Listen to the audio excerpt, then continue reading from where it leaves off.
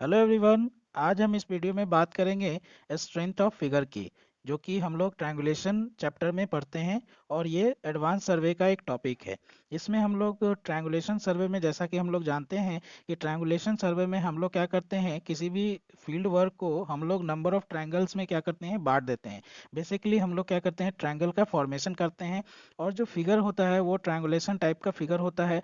तो उस फिगर को हम लोग कैसे उसका स्ट्रेंथ आइडेंटिफाई करेंगे, कैसे हम डिसाइड करेंगे कि उसका स्ट्रेंथ अच्छा है, उसके लिए हम लोग यहाँ पे बात करेंगे कि कैसे हम लोग किसी भी ट्रायंगुलेशन जो फिगर होता है उसका हम लोग स्ट्रेंथ कैसे फाउंड करते हैं। तो यहाँ पे स्ट्रेंथ ऑफ फिगर जो है, यहाँ पे हम लोग पढ़ेंगे कि स्ट्रेंथ ऑफ फिगर होता क्या है, स्ट्रेंथ ऑफ फिगर का फॉर्मूला क्या होता है, वो फॉर्मूला कहाँ से आता है, और उस फॉर्मूले को इम्प्लीमेंट करते हुए हम लोग कैसे न्यूमेरिकल्स करते हैं। तो ये सारा चीज़ हम इस वीडियो में बात करेंगे। तो सबसे पहले हम लोग पढ़ेंगे यहाँ पे कि स्ट्रेंथ ऑफ फिगर होता क्या है। तो जैसा कि हम लोग जानते हैं कि ट्रायंगुलेशन में जो भी फिगर बनाते हैं, जो भी ट्रायंगुलेशन प्रोसीड करते हैं, उसमें हम लोग काफ़ी प्रिसीजन रखते हैं, एरर ज़्यादा से ज़्यादा क्या करते हैं, मिनिमम रखने का कोशिश करते हैं। तो जितना मिनिमम एरर होगा, अगर किसी फिगर का मिनिमम एरर आता है तो उसका स्ट्रेंथ क्या होगा, उतना ही ज़्यादा होगा। दैट मीन्स कि स्ट्रेंथ ऑफ फिगर जो है inversely proportional to the error of the triangulation figure. यानी कि जितना कम एरर आप रखेंगे, आपका फिगर का स्ट्रेंथ क्या होगा, उतना ही ज़्यादा होगा। दैट मीन्स कि जिसका स्ट्रेंथ ज़्यादा है उसमें एरर क्या होगा, कम होगा। तो अब तो ये लैंग्वेज से हम लोग समझ चुके हैं कि स्ट्रेंथ ऑफ फिगर होता क्या है, बट न्यूमेरिकली हम लोग कैसे कैलकुलेट करते हैं। तो basic So actually, the US Coast and Genetic Survey has developed a very rapid and convenient method to evaluating the strength of triangulation figure। और उन्होंने क्या किया कि प्रॉबल ऑफ स्क्वायर एरर का फॉर्मूला से उन्होंने एक स्ट्रेंथ ऑफ फिगर का फॉर्मूला अडॉप्ट किया। कहाँ से? प्रॉबल एरर के फॉर्मूले से। तो उन्होंने क्या किया कि प्रॉबल एरर का जो फॉर्मूला था, जो आप यहाँ पे देख सकते हैं, this is the probable error formula. और इसी से उन्होंने क्या निकाला, एक एक्सप्रेशन निकाला स्ट्रेंथ ऑफ फिगर के लिए। और उसी एक्सप्रेशन के थ्रू उन्होंने क्या किया, एवोल्यूट करना स्टार्ट किया स्ट्रेंथ ऑफ फिगर को, जिसको कि हम लोग स्टडी करते हैं। तो इसमें पूरा का ये जो टर्म है, ये है आपका प्रॉबल एरर का। और इसका जो ये पार्ट है, ये D minus C by D into summation of del A square plus del A into del B plus del B square, जो है वो है आपका क्या, स्ट्रेंथ ऑफ फिगर का फॉर्मूला। तो उन्होंने बेसिकली किया क्या कि प्रोबेबल एरर का स्क्वायर ऑफ प्रोबेबल एरर का जो फॉर्मूला था, उसके एक पार्ट को ही बताया कि यही आपका क्या है, स्ट्रेंथ ऑफ फिगर कैलकुलेट करने का फॉर्मूला है। और हम उसी फॉर्मूले से क्या करते हैं, स्ट्रेंथ ऑफ फिगर कैलकुलेट करते हैं। अब बात है यहाँ पे हमारे पास जो स्ट्रेंथ ऑफ फिगर है, उसको हम लोग आर से डिनोट कर दिए, जैसा कि आप यहाँ पे देख सकते हैं। और जब आर से इक्वल्स टू आ गया आपका D minus C by D summation of del A square plus del A into del B. यहाँ पे भी हम लोग इसको दो पार्ट में डिवाइड कर रहे हैं। यहाँ पे एक पार्ट आपका ये हो जाता है और एक पार्ट हो जाता है D minus C by D. यानी कि अगर D minus C by D का वैल्यू कैलकुलेट कर ले और del A square plus del A into del B plus del B का स्क्वायर का वैल्यू कैलकुलेट कर ले, तो आपका स्ट्रेंथ ऑफ फिगर क्या होगा, कैलकुलेट हो जाएगा। तो यहाँ पे फर्स्ट टर्म को हम लोग कैलकुलेट करना सीखेंगे, कैसे कैलकुलेट करते हैं, इसका कुछ प्रोसीजर है, कुछ फॉर्मूलाज भी है जो आपको याद रखना होगा। अपार्ट सेकेंड पार्ट जो है, ये जो टर्म है, इसके लिए क्या किया गया है, एक टेबल प्रोवाइड किया गया है, जिस टेबल की हेल्प से आप क्या कर सकते हैं, इसमें वैल्यू कैलकुलेट कर सकते हैं। Basically del A del B जो है वो क्या है, एंगल होता है किसी भी फिगर का। और इस फिगर को हम लोग थ्रू द टेबल क्या करते हैं, कैलकुलेट कर लेते हैं। तो ये टर्म जो है, इसको आपको ज़्यादा टेंशन नहीं लेना है कि आपके पास चार्ट अवेलेबल होगा। अगर एग्जाम पॉइंट ऑफ व्यू से बोले तो आपको एग्जाम में क्या दिया होगा, एक टेबल प्रोवाइड कर दिया जाएगा और उस टेबल के थ्रू आप इसका वैल्यू कैलकुलेट कर सकते हैं। या फिर आपको डायरेक्ट वैल्यू जो होता है क्वेश्चन में दे दिया जाता है, तो इसका आपको कोई टेंशन नहीं लेना है। तो दूसरी जो टर्म है D minus C by D, इसमें दो टर्म आ रहा है, एक है डी और सी। तो डी क्या होता है, सी क्या होता है, वो हम लोग देखेंगे और समझेंगे कि कैसे हम लोग डी और सी कैलकुलेट करते हैं। सो बेसिकली डी जो है आपका, यहाँ पे आप देख सकते हैं, D is the number of direction observed in forward and backward excluding those along the known और फिक्स लाइन। तो डी निकालने के लिए, और इसको अभी आप लैंग्वेज से अच्छे से समझ नहीं पाए होंगे, बट हम इसको अच्छे से समझाएंगे आपको और आप लोग को अच्छे से समझ में भी आ जाएगा। और हम इसमें बात करेंगे कि डी मतलब है क्या। ये बोल रहा है नंबर ऑफ डायरेक्शन ऑब्जर्व। तो कहने का मतलब है, ये फॉरवर्ड डायरेक्शन हो या बैकवर्ड डायरेक्शन में हो, जितने भी नंबर ऑफ डायरेक्शन ऑब्जर्व हुए हैं उनको आपको क्या कर लेना है, जोड़ लेना है। Excluding those along the line known और फिक्स लाइन। तो वो लाइन जो फिक्स लाइन या नोन लाइन जो कहलाता है, उसका जो लाइन है डायरेक्शन का, उसको आपको छोड़कर बाकी जितने नंबर ऑफ डायरेक्शन होंगे उनको हमको क्या करना है, जोड़ लेना है, ऐड कर लेना है। तो अगर हम आपको एक फिगर से समझाने का कोशिश करें, तो सपोज कीजिए कि ये अगर कोई फिगर है, ठीक है, तो इसमें सबसे पहले हमको समझना होगा कि इसमें लाइंस को हम लोग कैसे समझते हैं। इसमें बेसिकली आपको मिलेंगे तीन टाइप के लाइन। एक होंगे एक्स्ट्रा डार्क लाइन, जैसे कि ये देखिए एक्स्ट्रा डार्क लाइन हो गया, ये है ना, this is the extra dark line. और एक आपको होगा केवल डार्क लाइन, और एक होगा डॉटेड लाइन, ठीक है। तो फिगर्स में, स्ट्रेंथ ऑफ फिगर्स में जब आप फिगर कैलकुलेट करते हैं, स्ट्रेंथ ऑफ फिगर कैलकुलेट करते हैं, तो उसमें आपको फिगर में तीन टाइप के लाइंस आपको दिखेंगे। एक दिखेंगे extra dark, this line is the extra dark line.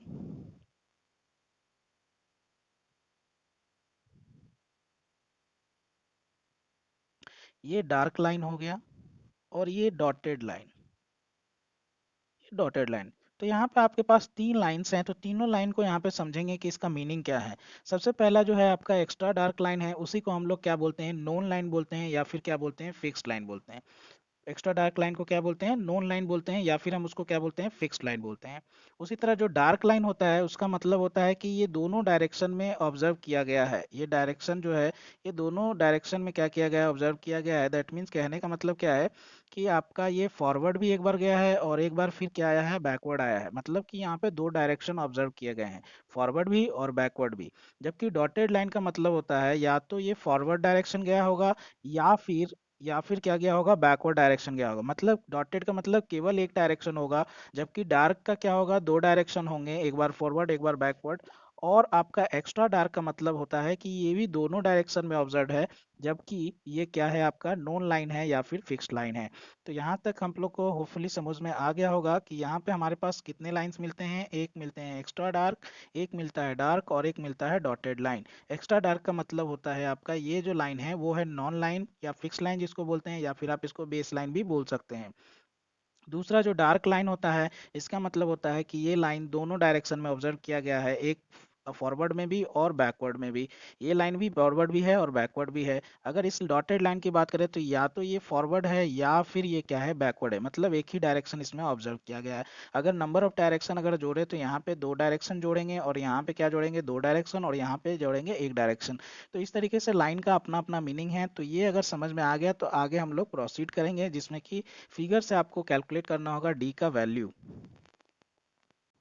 Suppose कीजिए कि हमारे पास यहाँ पे एक फिगर है, और ये हम इस टाइप से एक फिगर बना रहे हैं आपके लिए।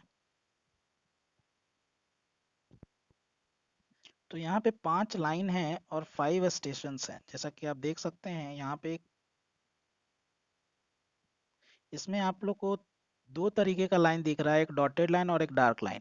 तो हर एक फिगर में एक जो होता है एक्स्ट्रा डार्क, दैट मीन्स कि नोन लाइन या फिक्स लाइन, तो इसको हम लोग एक्स्ट्रा डार्क बना देते हैं, और ये हमारा हो जाएगा नोन लाइन या फिक्स लाइन। तो अगर आपको डी का वैल्यू कैलकुलेट करना है, सपोज आपको डी का वैल्यू कैलकुलेट करना है, तो डी का वैल्यू अगर आपको कैलकुलेट करना है, तो इसमें आपको देखना होगा कि डी कहता क्या है। डी क्या है, number of direction observed in forward और बैकवर्ड। मतलब कि जो भी लाइन है उसका दोनों डायरेक्शन आपको ले लेना है, उस लाइन को छोड़ के जो कि क्या है, नोन या फिक्स लाइन है। तो हमारा पास एक ही है जो वो क्या है, नोन और फिक्स लाइन है। बाकी जो है डॉटेड और डार्क लाइन है, दैट मीन्स कि सभी लाइन का आपको क्या करना है, मेजर करना है। तो यहाँ से देखिए, अगर हम बात करें फिक्स लाइन में कितने डायरेक्शन ऑब्जर्व होते हैं, तो यहाँ पे भी दो लाइन ऑब्जर्व होता है डायरेक्शन, एक फॉरवर्ड और बैकवर्ड। डार्क का भी क्या होता है, फॉरवर्ड और बैकवर्ड। ये भी आपका डार्कर लाइन है, तो यहाँ पे भी फॉरवर्ड और बैकवर्ड। बट ये जो डॉटेड है, तो यहाँ क्या हो जाएगा, एक हो जाएगा, और यहाँ क्या हो जाएगा, एक हो जाएगा। ठीक है। तो इस तरीके से अगर आप जोड़े, तो दो दो चार, दो छः, और दो आठ, टोटल 8 लाइंस जो है आप क्या कर रहे हैं, ऑब्जर्व कर रहे हैं। बट इसमें आपको क्या बोल रहा है, यहाँ पे देखिए, excluding those along the fix line. तो फिक्स लाइन का दो जो है उसको आपको एक्सक्लूड करने बोल रहा है, मतलब छोड़ देने बोल रहा है। तो यहाँ से 8 - 2 कर देंगे, तो यहाँ से आ जाएगा आपका 6। तो इस तरीके से डी का जो वैल्यू आ जाएगा 6। तो इस तरीके से हम लोग समझे कि डी का वैल्यू हम लोग कैसे कैलकुलेट करते हैं। नेक्स्ट हम लोग कैलकुलेट करेंगे सी का वैल्यू। तो सी के लिए एक फॉर्मूला है हमारे पास, N dash minus S dash plus 1 plus N minus 2 S plus 3। तो यहाँ पे भी हमारे पास कुछ टर्म्स आ जाते हैं, जैसे कि एन डैश है, एस डैश है, एन और एस। तो ये टर्म्स क्या क्या हैं, तो सबसे पहला टर्म्स यहाँ पे आप देख सकते हैं, N is a total number of lines. Total numbers of lines, मतलब कि जो फिगर होगा उसमें टोटल नंबर ऑफ लाइन कितने हैं। उसी तरह एस क्या है, total number of station. So total number of station जितने हैं वो आप क्या कर सकते हैं, डॉट को स्टेशन बोलते हैं, तो आप इजिली क्या कर सकते हैं, काउंट कर सकते हैं। तो यहाँ पे रही बात बाकी दो टर्म्स की, वो है and S, number of lines observe in both direction. तो वो लाइंस जो दोनों डायरेक्शन में ऑब्जर्व किया गया है, जैसा कि हम लोग पहले भी पढ़े थे, बात की है कि आपका जो लाइंस होता है वो तीन टाइप के लाइंस आपको दिखेंगे, एक दिखेंगे एक्स्ट्रा डार्क लाइन, एक दिखेगा डार्कर लाइन और एक दिखेगा डॉटेड लाइन।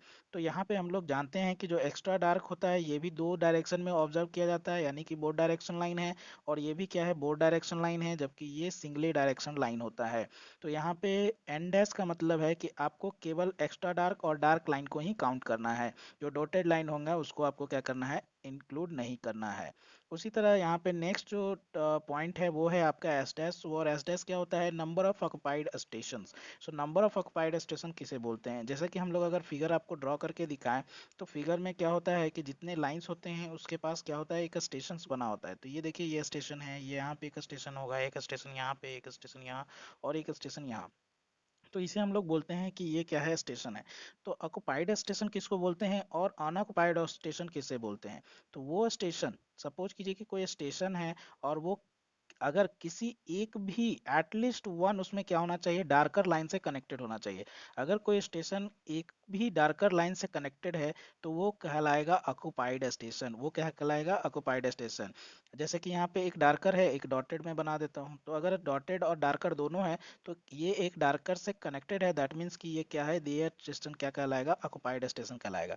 वही अगर आपको एक और स्टेशन बना के अगर हम दिखाएं कि यहाँ पे दो लाइंस कनेक्टेड हैं और दोनों लाइंस क्या है, डॉटेड लाइंस हैं, तो ये स्टेशन ऑक्युपाइड स्टेशन नहीं कहलाएगा, क्योंकि यहाँ पे एक भी डार्कर लाइन नहीं है। अगर एक भी डार्कर लाइन इसमें कनेक्टेड होता तो ये क्या कहलाता, ऑक्युपाइड स्टेशन। तो इसमें अगर हम एक लाइन डार्कर जोड़ दें तो ये स्टेशन क्या कहला जाएगा, डार्कर, सॉरी, ऑक्युपाइड स्टेशन कहला जाएगा। तो ऑक्युपाइड स्टेशन, तो इसको हम लोग इस सी का वैल्यू कैलकुलेट करने के लिए हम एक फिगर से समझते हैं, और फिगर से आपका जो चारों टर्म है एन एस एंड एस और एस डैश, ये क्लियर हो जाएगा। तो सपोज कीजिए कि ये एक extra dark that is the fix line है, ठीक है, और ये दो जो है ये क्या है, आपका डार्कर लाइन है, और फिर यहाँ पे जो है एक डॉटेड लाइन हम बना देते हैं, ठीक है, डॉटेड लाइन, और ये एक स्टेशन यहाँ, एक स्टेशन यहाँ, और एक स्टेशन यहाँ। इस तरीके से ये 5 स्टेशन आपके हो जाते हैं। तो यहाँ पे जो पहला n है, n मीन्स होता है टोटल नंबर ऑफ लाइंस। तो total number of lines count करें तो 1, 2, 3, 4 और 5, तो ये n इक्वल्स टू 5। उसी तरह अगर नंबर ऑफ स्टेशंस की बात करें तो यहाँ पे स्टेशंस 1, 2, 3, 4 और 5, तो यहाँ पे नंबर ऑफ स्टेशन भी 5। बट अगर वहाँ पे हम बात करें number of lines observe in both direction, तो बोथ डायरेक्शन ऑब्जर्व लाइन कौन सा होता है, जो एक्स्ट्रा डार्क हो या फिर डार्कर हो। तो एक्स्ट्रा डार्क एक ये है आपका number of lines observe in both direction, एक ये बोथ डायरेक्शन है और ये भी बोथ डायरेक्शन है, ये दोनों जो है बोथ डायरेक्शन नहीं है। यानी कि अगर हम एंडेस की बात करें, एंडेस अगर कैलकुलेट करें हम, तो एंडेस अगर हम कैलकुलेट करना चाहें तो यहाँ से एंडेस का जो वैल्यू होगा वो क्या हो जाएगा, 3 हो जाएगा। क्यों, क्योंकि यहाँ पे केवल तीन ही ऐसे लाइन है जो बोथ डायरेक्शन में ऑब्जर्व किया गया है। उसी तरह नंबर ऑफ ऑक्युपाइड स्टेशन का बात बोले तो यहाँ पहला स्टेशन को आप देखिए, इस पहले स्टेशन को देखिए, तो यहाँ पे एक डार्कर और एक एक्स्ट्रा डार्क, तो ऑब्वियसली ये ऑक्युपाइड है। यहाँ पे देखें तो यहाँ पे अगर ये डार्कर है और ये डॉटेड है, मतलब ये भी ऑक्युपाइड होगा। अगर इस स्टेशन की बात करें तो यहाँ पे एक्स्ट्रा डार्क और यहाँ डार्क, तो ये भी ऑक्युपाइड स्टेशन है। अगर इस स्टेशन की बात करें तो यहाँ पे भी डार्क और यहाँ डॉटेड, तो डार्कर है, दैट मीन्स ये भी ऑक्युपाइड है। बस इस स्टेशन की बात करें तो इस स्टेशन में आप देखेंगे कि यहाँ पे दोनों लाइंस, ये लाइन और ये लाइन, दोनों लाइन क्या है, आपका डॉटेड लाइन है, और यहाँ पे कोई भी डार्कर लाइन से ये स्टेशन नहीं है कनेक्टेड, इसलिए इस स्टेशन को हम क्या बोलेंगे, अनऑक्युपाइड बोलेंगे। दैट मीन्स कि ऑक्युपाइड स्टेशन हमारे पास कितने हैं, केवल यहाँ पे आपको जो ऑक्युपाइड स्टेशन है वो 4, 1, 2, 3 और 4। तो यहाँ से अगर हम एस डैश कैलकुलेट करें तो वो हो जाएगा 4। तो इस तरीके से इसका वैल्यू आप क्या कर सकते हैं, फॉर्मूले में इंटर कर सकते हैं और क्या कर सकते हैं, सी का वैल्यू कैलकुलेट कर सकते हैं। यहाँ तक हम लोग सी और डी का वैल्यू कैलकुलेट करना सीख चुके हैं। तो हम लोग आते हैं फिर से स्ट्रेंथ ऑफ फिगर के फॉर्मूले पे। तो ये था हमारे पास फॉर्मूला स्ट्रेंथ ऑफ फिगर का। तो यहाँ से आप इस टर्म को D minus C by D तो कैलकुलेट कर सकते हैं, और इस टर्म को हम लोग कैसे कैलकुलेट करेंगे, तो इस टर्म्स को कैलकुलेट करने के लिए देखिए यहाँ पे आपके पास एक टेबल प्रोवाइड किया गया है।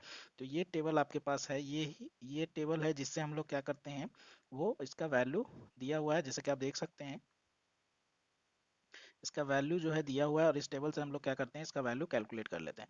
तो जब हम न्यूमेरिकल करेंगे तो वहाँ पे हम लोग देखेंगे कि इस टेबल से हम लोग कैसे इसका वैल्यू कैलकुलेट करते हैं। यहाँ पे एक क्वेश्चन आपको पूछा जाता है D minus C by D calculate करने के लिए। तो इस वीडियो में हम लोग उस न्यूमेरिकल को करेंगे। डिफरेंट टाइप्स ऑफ फिगर है आपको दिया हुआ रहेगा, उससे आपको क्या करना है, उसका D minus C by D का वैल्यू कैलकुलेट करना है। तो चलते हैं हम लोग न्यूमेरिकल पे। तो आप देख सकते हैं यहाँ पे हमारे पास एक फॉर्मूला सॉरी एक न्यूमेरिकल है, और यहाँ पे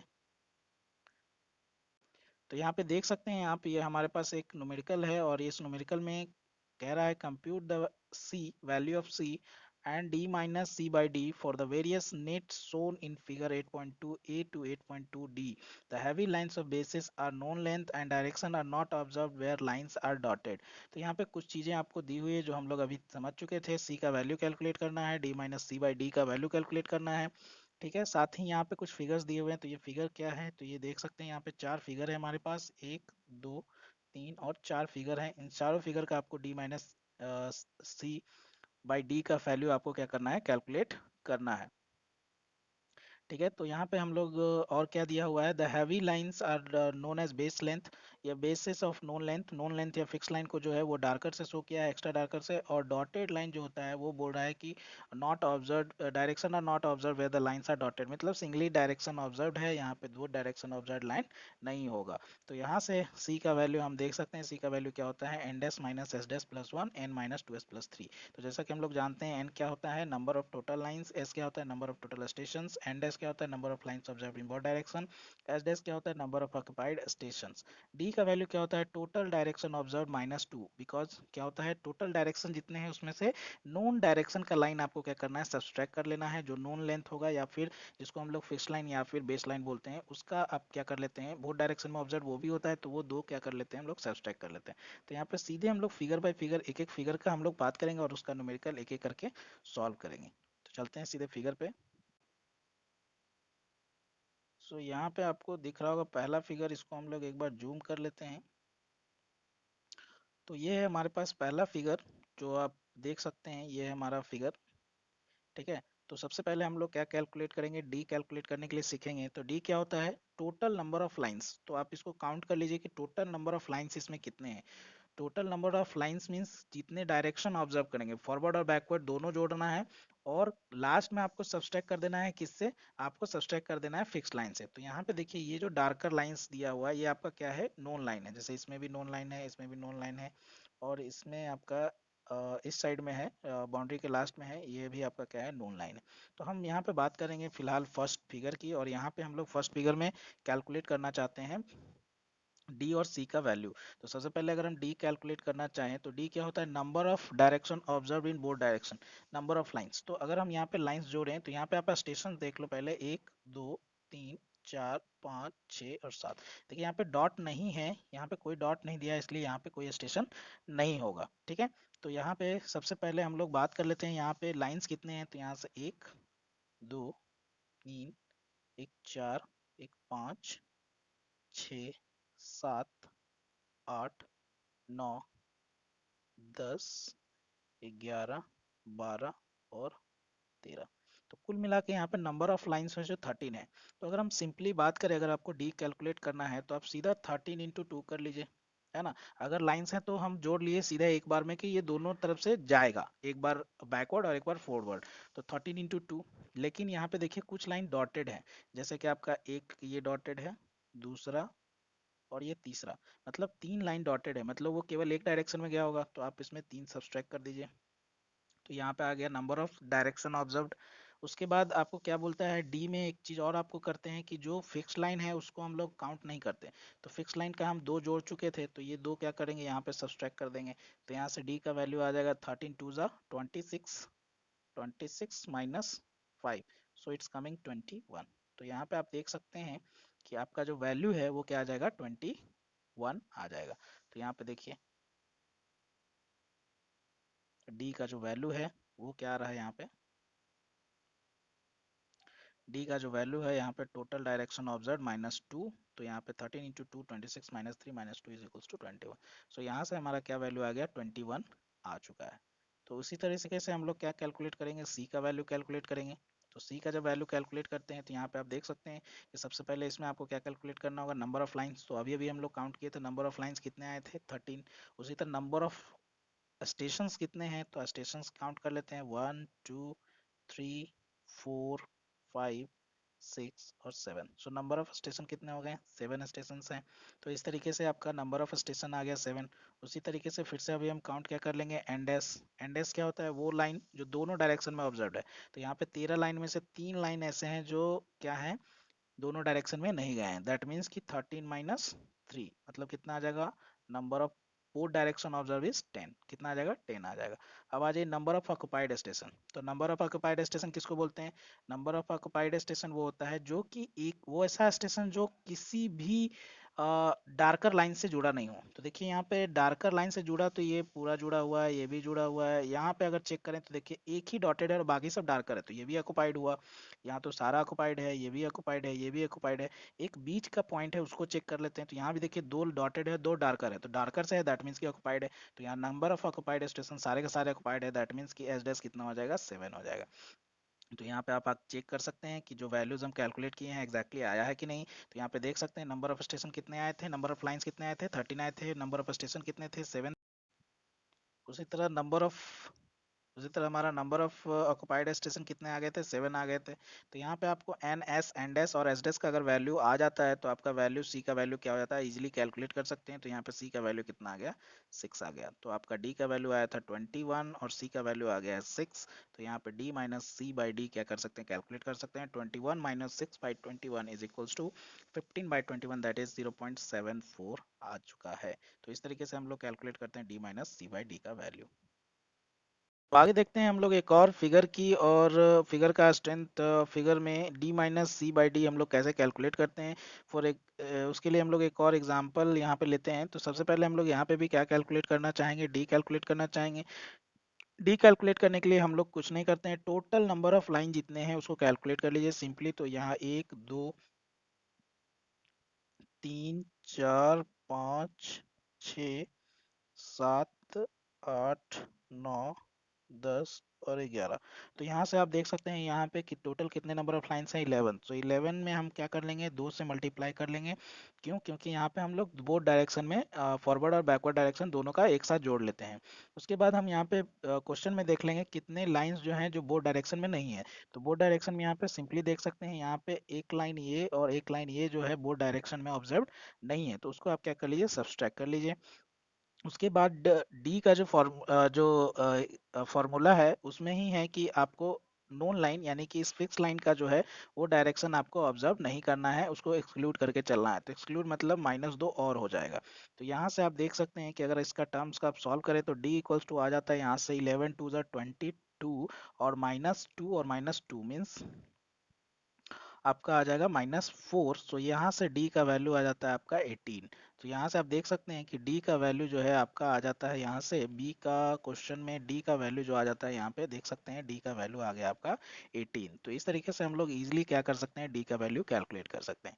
फिर चलते हैं हम लोग सी के वैल्यू कैलकुलेट करने के लिए हमको क्या क्या कैलकुलेट करना पड़ता है। पहले number of line that is N, number of station that is S, number of line that is observe in both direction and S, और S dash that is the number of occupied station. तो यहाँ पे station की बात करें तो देखिए ये आपका स्टेशन 1 2 3 4 5 6 और ये 7। तो यहाँ पे आप देख सकते हैं कि 7 स्टेशन हैं। नंबर ऑफ लाइंस ऑलरेडी अभी अभी हम लोग कैलकुलेट किए थे, तो नंबर ऑफ लाइंस 11 है और नंबर ऑफ स्टेशन कितने हो गए, 7। तो एंडेस जो होता है वो होता है number of lines observe in both direction. तो यहाँ पे हम लोग ऐसे ही दिख रहा है कि ये तो जो है 2 लाइन है वो है आपका क्या है, सिंगल डायरेक्शन ऑब्जर्व है, एक ये और एक ये। तो यहाँ पे आपको 2 कम जाएगा यानी कि number of line observe in both direction वो हो जाएगा केवल, सॉरी 11 था तो 2 हो जाएगा यानी कि 9 9 हो जाएगा क्या, number of line observe in both direction. अब बात करेंगे हम लोग नंबर ऑफ ऑक्युपाइड स्टेशंस की। तो नंबर ऑफ ऑक्युपाइड स्टेशंस में आप यहाँ पे देख सकते हैं कि ये स्टेशन में 3 डार्कर लाइन है दैट मीन्स ऑक्युपाइड है, यहाँ 2 है ये भी ऑक्युपाइड है, यहाँ पे 4 है तो ये भी ऑक्युपाइड है, यहाँ पे भी 4 है तो ऑक्युपाइड है, यहाँ पे भी 4 है ऑक्युपाइड है, यहाँ पे 3 है ऑक्युपाइड है, और यहाँ पे 2 लाइन्स है और दोनों डॉटेड लाइन्स है दैट मीन्स कि ये ऑक्युपाइड स्टेशन नहीं है। दैट मीन्स कि नंबर ऑफ ऑक्युपाइड स्टेशन यहाँ कितने हो जाएंगे, 6 हो जाएंगे।